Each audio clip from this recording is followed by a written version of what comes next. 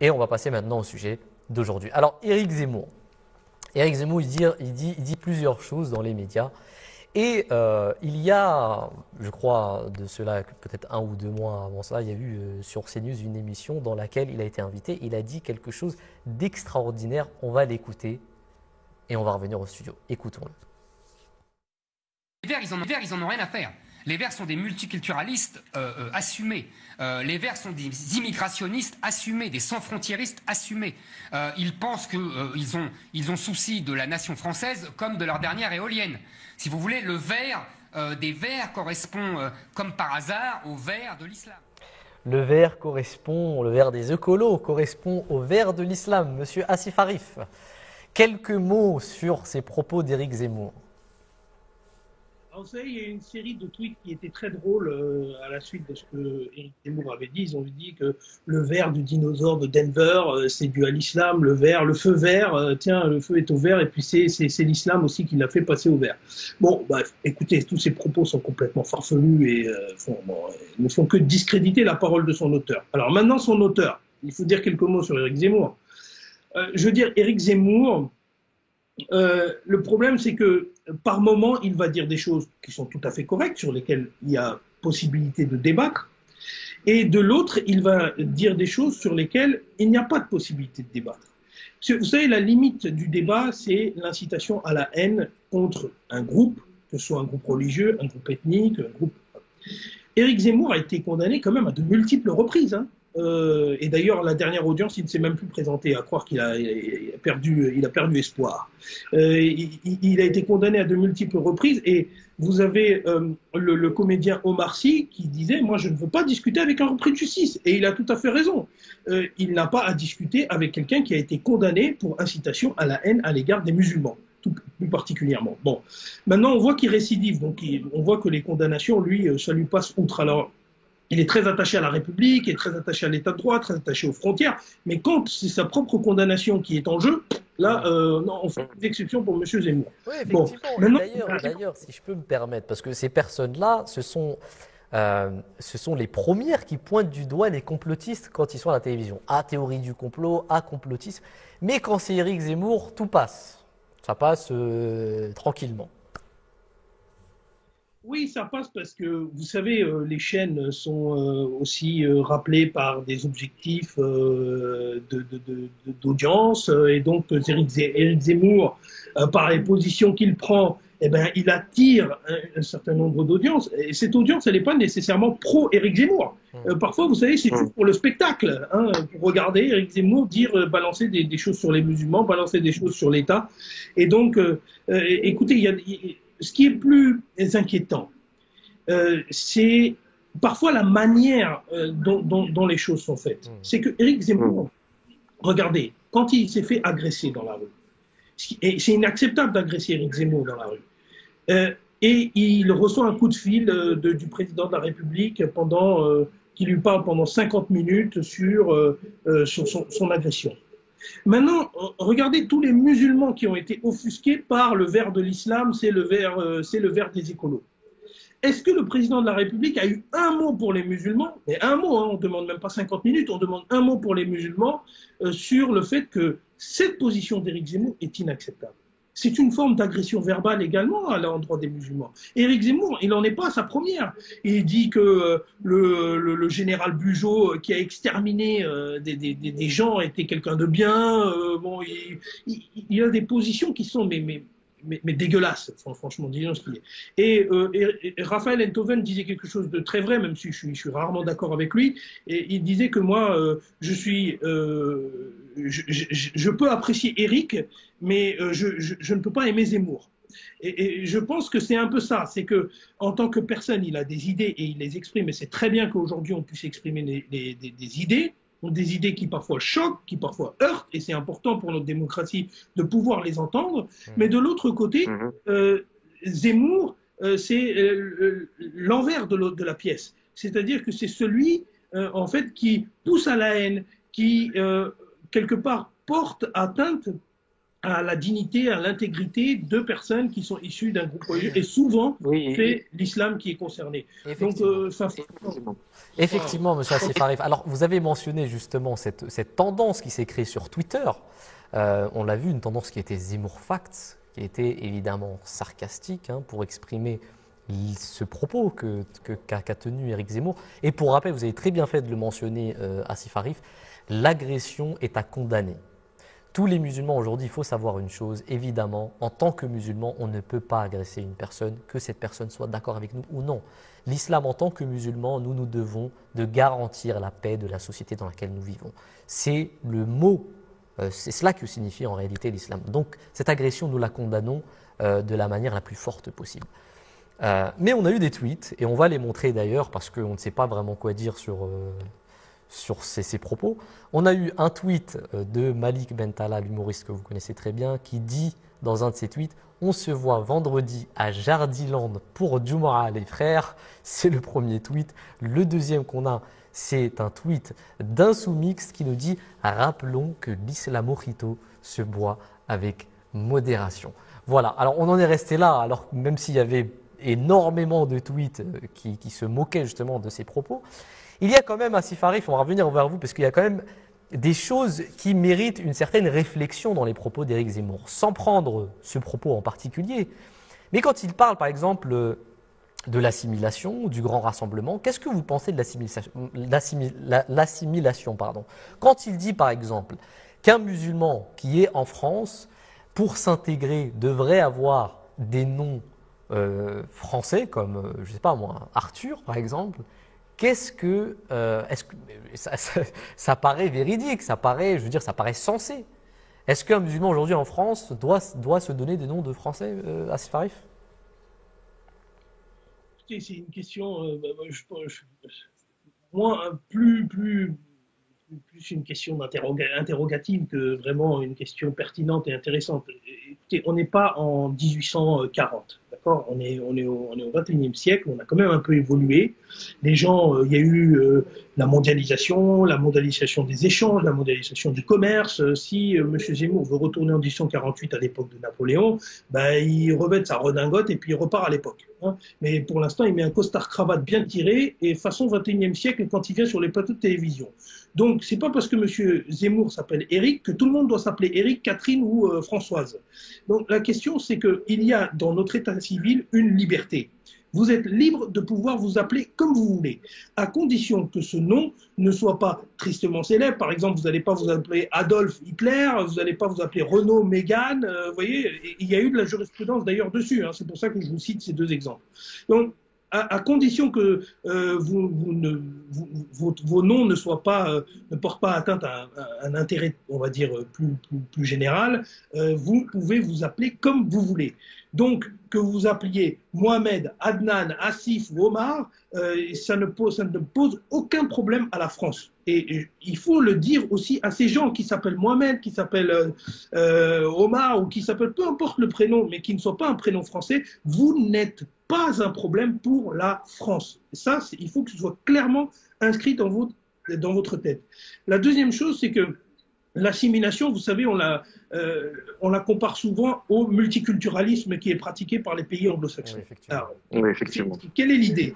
L'idée, c'est que l'assimilation est une politique publique qui est menée généralement par l'État et qui vise à dire une personne qui a une culture doit la mettre de côté pour s'assimiler totalement à la société dans laquelle il vit et puis ensuite pouvoir s'épanouir dans la société dans laquelle on vit, et donc ça trouve ses racines dans l'universalisme, et donc c'est pour ça qu'on parle d'universalisme républicain, tout le monde doit être pareil, tout le monde soit habillé en blanc et tout le monde, ça ne fonctionne pas. L'assimilationnisme ne fonctionne pas comme théorie lorsqu'elle est poussée à l'extrême, notamment comme avec Zemmour. Ensuite, vous avez le multiculturalisme. Le multiculturalisme, à mon sens, quand il va trop loin, peut aussi poser des problèmes. C'est-à-dire qu'on reconnaît la culture de l'autre et on la reconnaît de manière totale à 100%.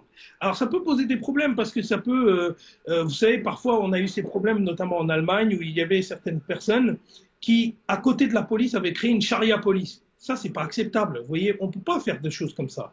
Ça, c'est même inacceptable dans un État qui est régi par la police de l'État de droit. Voilà. Donc, dans ce cas-là aussi, le multiculturalisme va trop loin. Donc, en fait, la solution la plus raisonnable aurait été de prendre une dose d'assimilationnisme, c'est-à-dire de dire aux personnes, il faut que vraiment nos valeurs communes, c'est-à-dire le respect de la justice, le respect de la loi, le respect de l'état de droit, soient gravés dans tout individu qui entre dans un pays occidental, par exemple. Et puis ensuite, par la suite, dire, mais en revanche, on n'abandonne pas vos cultures. Vous pouvez ramener votre culture. Et je pense qu'aujourd'hui, le pays qui le matérialise le mieux, c'est le Canada.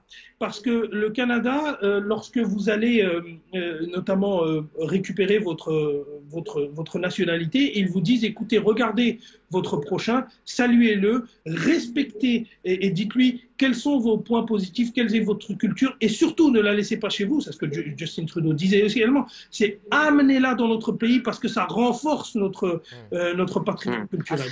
Et donc ça, c'est on va revenir vers vous. Merci beaucoup pour votre intervention. En tout cas, c'est très intéressant. Peut-être qu'un jour, on aura l'opportunité de parler de ce sujet avec plus d'ampleur. Monsieur Omar, est-ce que vous avez quelques mots à dire sur cette assimilation? On va vous laisser quelques minutes.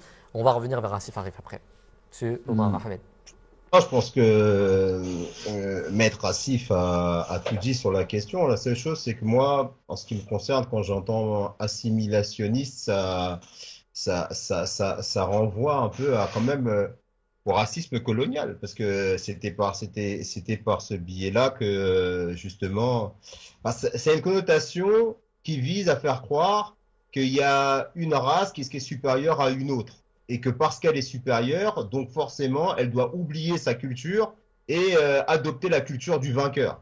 Et moi, je suis sidéré qu'au XXIe siècle, après toutes les avancées qui ont été faites,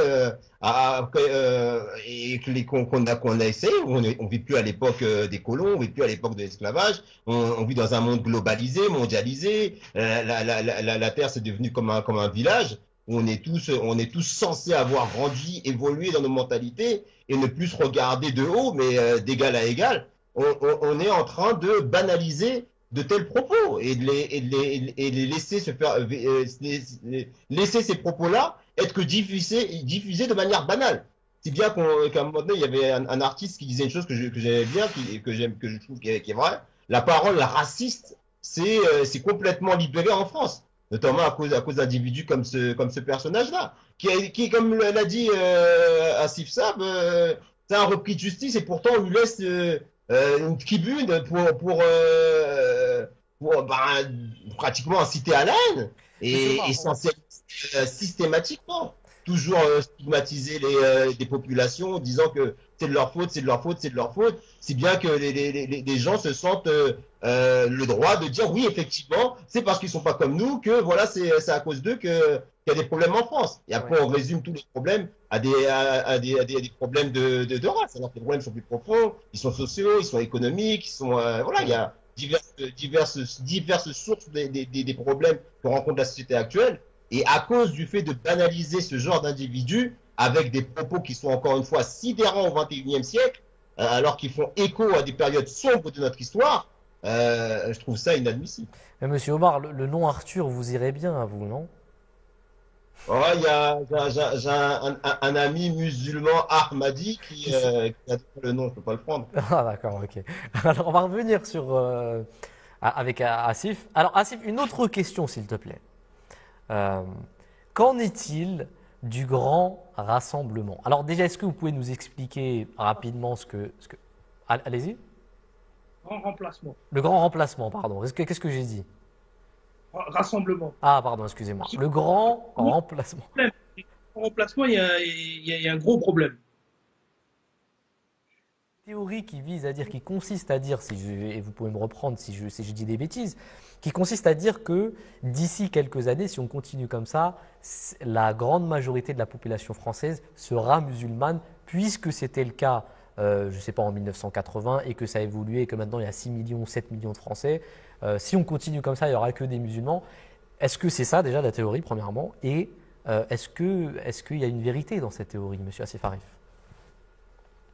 Cette théorie, elle a été théorisée, même si c'est un peu redondant, par Renaud Camus, qui a effectivement, ça reprend les grandes lignes de ce que vous venez de dire.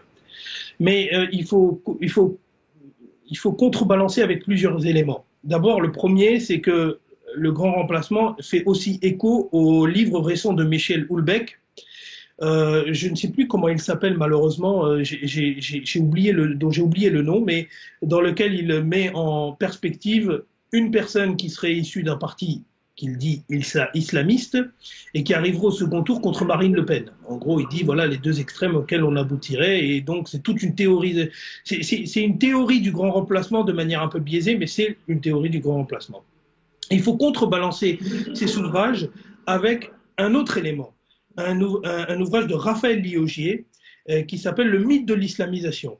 Et ça, c'est très important pour contrer le grand remplacement, parce que ce que Raphaël Liogier, qui est sociologue, qui est professeur à Sciences Po Aix-en-Provence, dit, c'est que en réalité, le grand remplacement n'est qu'un grand mythe.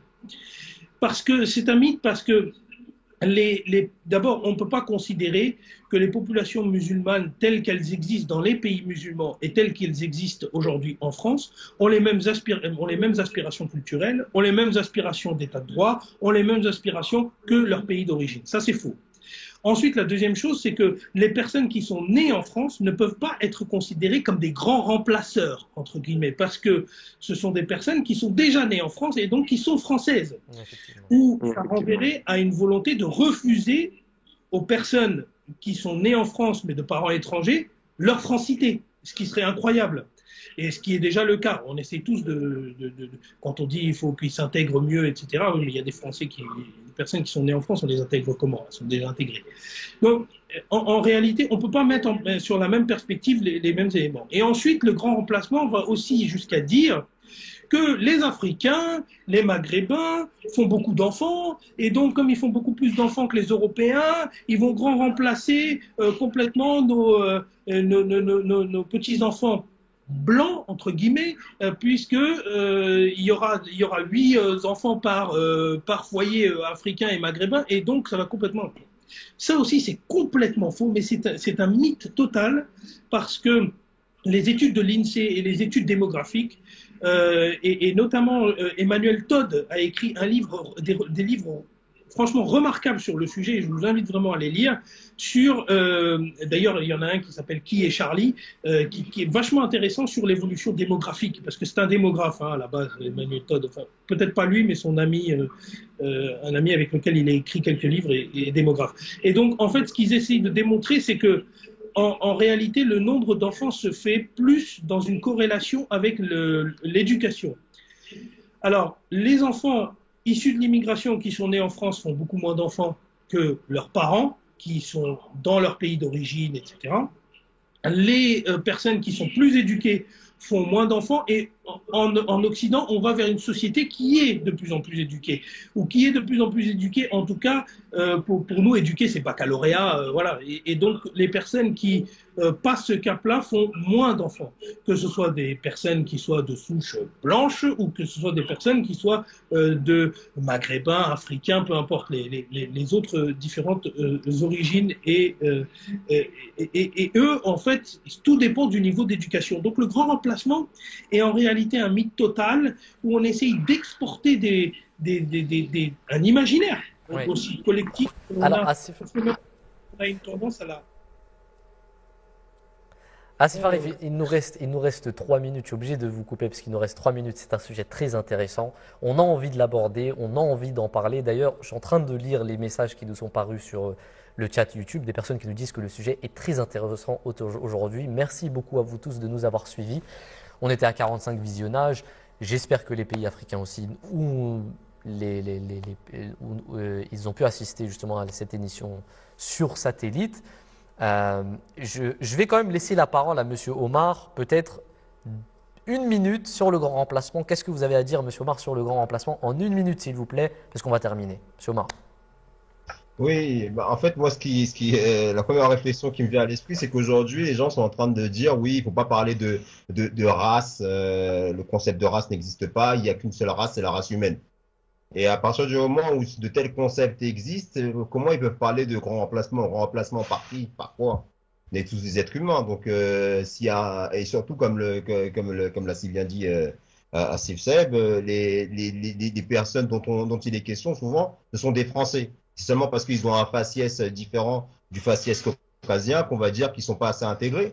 Alors Merci que même beaucoup. culturellement, ils sont français. Donc pour moi, ils vont remplacer qui? C'est de la pure démagogie et encore une fois, je trouve irresponsable de la part du pouvoir médiatique de faire en sorte que des paroles aussi irresponsables et farfelues, parce qu'elles sont.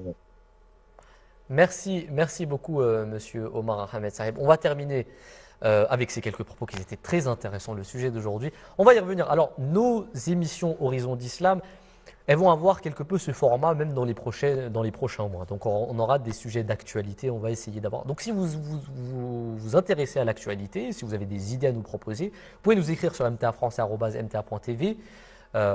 Et les internautes qui nous regardent sur Omar Répond, vous savez très bien que vous pouvez nous contacter très facilement. Tous les dimanches, sur notre chaîne YouTube MTA Français, nous avons les émissions Omar Répond et on répond directement aux questions des internautes. C'est pour ça qu'aujourd'hui, on a quand même donné la priorité à nos intervenants et au sujet d'aujourd'hui. D'ici, Inch'Allah, au mois prochain et à dimanche prochain pour Omar Répond, on vous retrouve, Inch'Allah, dimanche prochain avec Monsieur Omar Ahmed Saheb. Merci de nous avoir suivis. Assalamu alaikum wa rahmatullahi ta'ala wa barakatuh. C'est ce qu'on appelle la burqa, et la burqa est interdite en France. Mais ça, c'est un voile intégral. Est-ce que pour vous, c'est... J'en vois aussi. hallucinant, Mais cette description. C'est l'assimilation, Nicolas. Parle de l'assimilation. Non, l'assimilation est morte il y a 30 ans. Pour la majorité, 2/3 des interrogés, la laïcité est acceptée et la loi de la République placée au-dessus de la loi religieuse. Très inquiétant, 43% des Français s'inquiètent de la place grandissante de l'islam dans notre pays. Tous les musulmans ne sont pas des terroristes en puissance. Et quand je vois ces dernières semaines, les unes de l'Express, Le Point, Marianne, Valeurs Actuelles, cet islam sans gêne, la peur de l'islam, les convertis d'Allah, pourquoi l'islam fait peur, on en a une toutes les semaines, le Parisien qui nous a... Horizon d'Islam, un programme qui vous est présenté par la MTA Internationale.